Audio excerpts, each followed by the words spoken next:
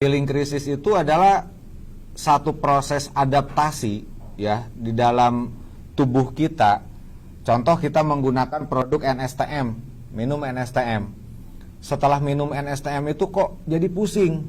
Kenapa kok jadi pusing? Padahal sebelum minum NSTM itu enggak pernah merasakan pusing.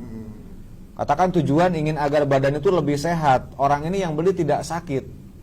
Ya, tetapi kok kenapa setelah minum NSTM kok jadi sakit ya kepala, kok jadi pusing. Nah, begitu. Kok bisa? Nah, ini menandakan bahwa terjadi yang namanya tren sub penyakit tersembunyi. Yang tidak diketahui. Betul, yang sebelumnya tidak diketahui. Karena penyakit itu teman-teman ada tingkatannya. Ketika terjadi yang namanya tingkatan akut, itu penyakit belum kita rasakan. Belum terasa sakit di badan, cuma badan kok mulai agak terasa lemah, dan biasanya itu orang cenderung tidak memperhatikan, menghiraukan. Betul, karena betul, karena belum begitu terasa sakit. Gitu ya Pak Sigit. Nah, terus ketika penyakit ini naik di tingkatan yang namanya subakut. Nah, rasa lemesnya mulai bertambah nih. Ya, terasa kok tambah lemes, tapi biasanya mereka belum menghiraukan, karena orang Indonesia itu begitu ya. Ketika belum parah, belum terkapar, belum minum obat, belum ke dokter. Betul.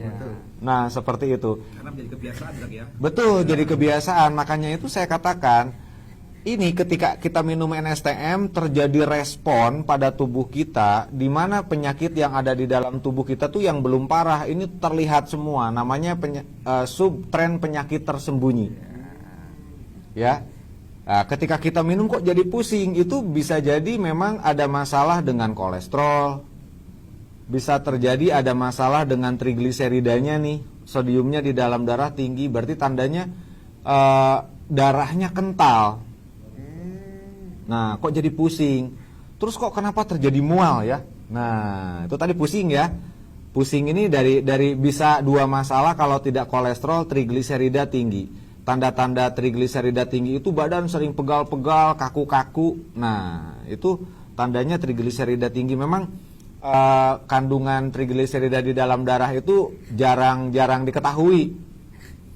Bahkan orang tidak tahu apa ya. Orang kalau dalam bahasa teman-teman laboratorium tuh kita disingkat TG. TG-nya tinggi, trigliserida artinya ya. Gitu. Jadi sodium di dalam darahnya itu tinggi, karena sifat sodium itu akan mengentalkan darah. Dan sodium itu ada pada garam yang paling banyak. Makanya orang yang tensi tinggi itu harus mengurangi garam. Betul ya. Trigliserida tinggi harus mengurangi garam, itu harus diingat. Jadi ketika kita merasakan setelah minum NSTM kok jadi pusing, geling-geling, bahkan ada yang seperti vertigo yang konsultasi itu. Nah, itu tolong kurangi konsumsi garamnya. Jadi selain kita mengkonsumsi NSTM, kita sendiri harus menjaga pola makan agar hasil itu bisa kita dapatkan secara betul-betul hasil kesembuhannya. Optimal, Pak, betul, ya, optimal. Iya. Iya, betul Pak Sigit. Jadi setelah sembuh mungkin ya boleh silakan konsumsi lagi ya, tapi jangan terlalu banyak. Karena kemarin sudah saya bahas, penyakit itu ada penyebab dan ada pemicu. Nah, penyebab orang tensi tinggi itu bisa dari karena ada penyempitan pembuluh darah pena, ada penyumbatan pembuluh darah pena ya, pembuluh darah balik yang membalikan darah dari otak itu ke jantung. Nah, ketika darahnya menjadi kental, maka akan terjadi kesulitan nih. Kalau saya gambarkan seperti ini. Ini ada selang ya, terus dikasih air. Kalau mau nyiram bunga, ujung selang ini kita tutup sebagian.